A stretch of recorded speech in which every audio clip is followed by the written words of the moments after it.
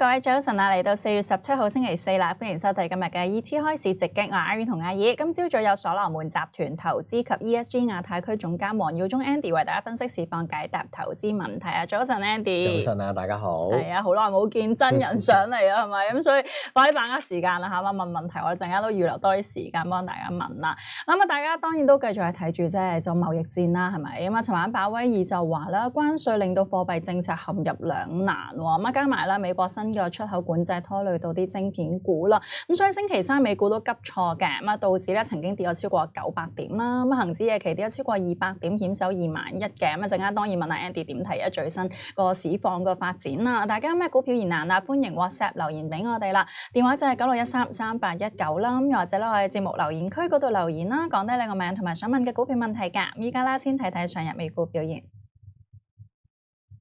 指者對於貿易戰嘅憂慮再度升溫，道指低開之後咧，跌幅曾經擴大去到974點啦，失守4萬點嘅關口。咁收市就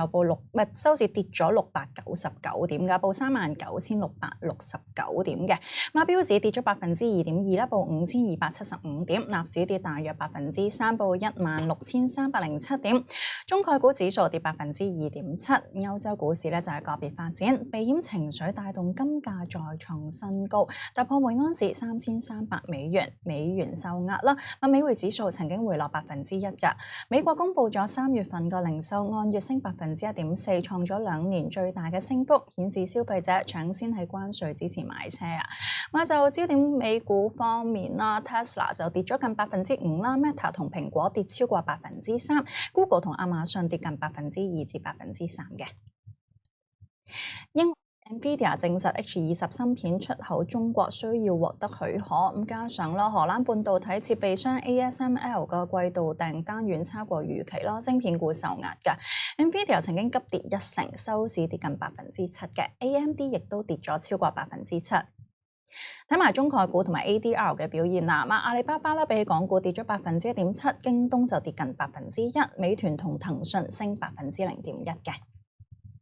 匯豐控股 ADR 比本港收市升1.4%啦，港交所升0.3%，比亞迪咧就跌咗大約1%嘅。跟住我哋睇睇今朝早外圍嘅市況先啦，咁就期貨道指期貨方面啦就回穩翻啦，咁依家升翻過百點嘅，報39958點啦。咁納指期貨、標指期貨咧都係做翻好嘅。咁就睇埋呢個亞太區股市方面啦，咁大致都靠穩啦。咁其中日本股市咧升0.1%左右啦，而日經平均指數啦33971點，升緊51點嘅。南韓股市升幅挨近0.2%，澳洲市都升幅大約0.2%左右啦。咁新西蘭股市咧就升幅相對細少少啦。我哋就先同 Andy 傾傾個外圍個最新嘅情況啦。咁距離上一次你個節目就或者啱啱就係嗰日宣布對等關稅即日之後，咁即時同我哋做咗個好即時嘅分析啦。咁嗰陣時你都話其實都要再睇定啲。咁之後其實都好似經歷咗好多事啦，只係2個禮拜咁係咪？咁啊，因為特朗普嘅政策都好反覆下啦，咁大家又由貿易戰驚到甚至會唔會金融戰啊咁樣啦，咁。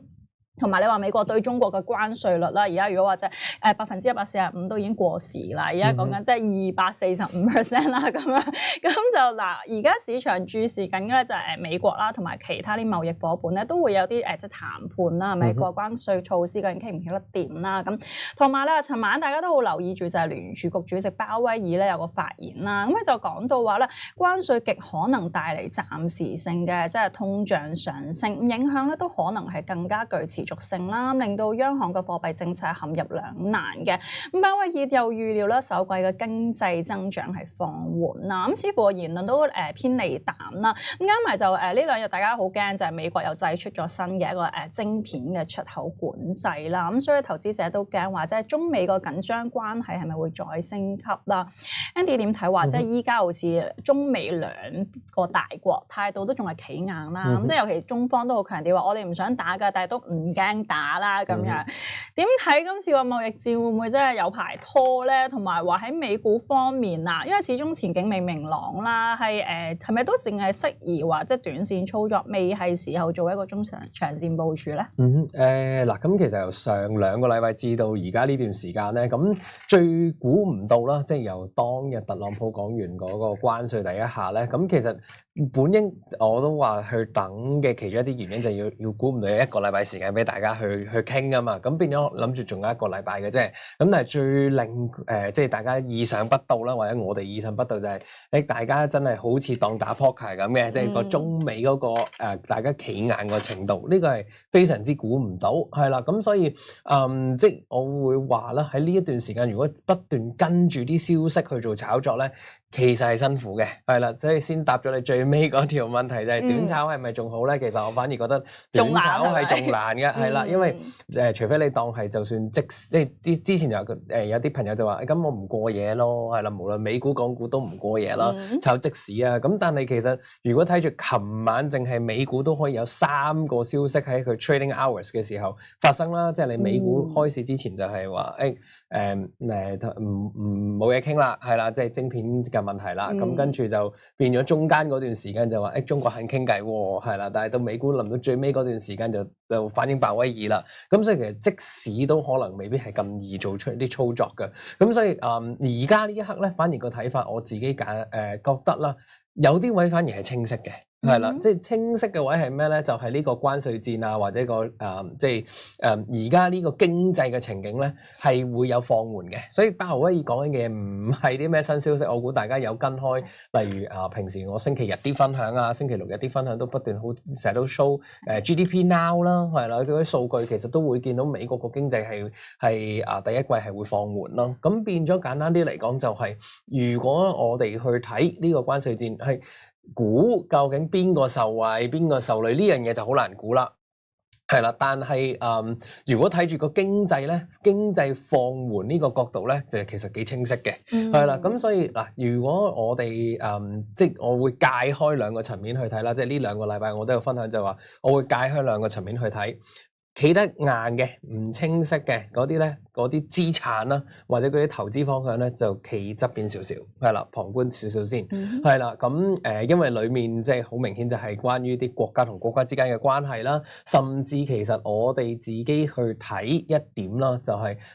究竟表面上即係或者叫好 target 住中美嗰個呢一輪嘅討論就係好多中美嘅關係啦。咁但係我哋亦有另一個睇法，係同時間其實美國係試緊唔同國家企邊邊。係啦，即係睇落去特朗普成日彈出彈入，但係嗰種彈出彈入同你有偈傾，其實係不斷喺度試緊究竟你所謂嘅盟友同你有幾 close，究竟係咪 close 到可以為咗你嘅生產鏈而放棄咗同我嘅關係咧？係啦，咁呢啲反而先係我覺得係背後嘅底蘊嘅主戰場咯。咁所以但係呢啲就變咗，既然咁難猜度，擺開啲先咯，係啦。咁而另外嗰方面啦，咁如果你話經濟放緩啊嗰啲，咁其實就好明顯，即係例如我哋會睇淡啲能源啦，能源價格會睇淡啲啦。例如即係你話不明朗因素，咁啲金又即係仲升緊啦，咁。仲有嘅就係你話，如果作為即係如果我哋講緊長線少少嘛，即係經濟放緩啦，嗰啲你可以睇多啲高息股啦，係啦，咁甚至就係股市啊嗰啲中線吸納呢個睇法，暫時我哋冇變嘅，係啦，即係中線吸納呢個位置咧，就即係唔係攞嚟做短炒啦，就係用啲選股啲嘅模式去揀啦，係啦，咁因為其實如果我哋去睇翻過去大概90年嘅美股啦，咁其實有大概你當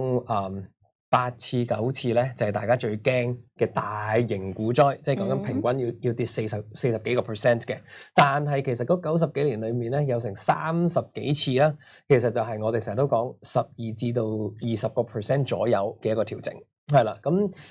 其實今次而家 S&P 500之前嗰個高低位就係21個 percent 嘅，咁所以喺呢段路大家都睇唔清嘅時候，我哋其中一個做法就係話，除咗話多元資產啊，股市方面就係中線吸納一啲長期有效嘅方法嘅選股模式，同埋同時間如果就可以。即係可能叫做睇淡啦，或者對沖住就係一啲經濟敏感度高嘅板塊或者資產，咁變咗即係就算你有啲壞消息，你話中美再差落去啊嗰啲，咁其實都係可能本應就即係個經濟繼續拖累啦，咁咪嗰啲咪會有啲落咗去咯，咁你個對沖部分就叫做可以幫一幫補咯，係，即係 Andy 頭先即係簡單總結佢就係覺得反而你短炒難度仲高啦，即係你揾啲好嘅中長線吸納，咁就尤其是係相對唔係風眼嘅啦，咁就你高息股都係推介啦。咁但係其實好多板塊都我覺得好，就算佢唔係風眼都好受影響啦。尤其是你經濟增長放緩啊，咁尤其是之前一路美股大家好睇好嘅科技股啦，先受 DeepSeek 打擊，依家再嚟嘅話，即係個 Nvidia 嗰單嘢就因為美國收緊咗佢向中國個出口嗰啲 AI 芯片啊嘛，咁我諗唔止影響 Nvidia， 即係相關啲 AI 啊啲概念其實應該都會有影響噶嘛。你自己點睇話今次呢單嘢，即係嗰個潛在個影響幾大？對 Nvidia 啦，甚至係相關啲 AI 啊科技股啊，咁係咪即係唔係一個吸納嘅對象咧？嗱，其實我調翻轉咁講嘅，如果就咁睇住啲數字咧，即係當然都大家都開始拎咗，究竟佢損失咗幾多億啊？因為 H20咁樣，咁但係睇落去其實佢講成盤數係幾 billion 嘅，係啦，咁你話係咪真係好大？即係大家聽到個數字都見到個比例未去到真係咁誇張嘅，係啦，即係心理影響會大過真係成件事啦，係啦，咁但係即係除咗心理影響之外，就係大家最重要就係驚。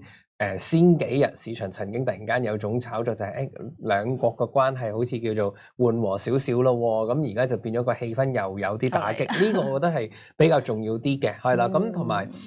亦可以見到啦，即係我哋成日都即係叫做近呢一兩年啦，即係尤其是 DeepSeek 出咗現之後啦，就更加確立到就係喺個除咗我哋成日話金融戰裏面 AI 戰都絕對係其中一個，就係因為即係如果你過多幾年就會大家去睇究竟 AI帶出嚟成個社會啊，甚至對你嗰個成個社會結構嘅成長啊，你嘅教育體系啊，咁你就會有好多一個 exponential 嘅分化。咁所以呢一個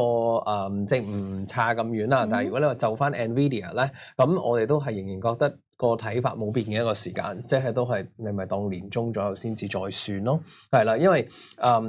業績期啦，最重要其實我哋今次你就算話而家同你講話Nvidia 今次嘅影響唔係好大嘅啫，就算而家大行都係講佢最多即係其實都可能係講緊今年嘅 target 嘅即係叫做 low bound 咯，係啦，即係未跌出原本佢而家定緊個目標嘅，但係個問題係呢一個目標係上一次業績講噶嘛，係啦，咁嚟緊應該大鑊喎，係啦，究竟今次個業績佢會講啲乜，其實真係重要，或者咁講啦。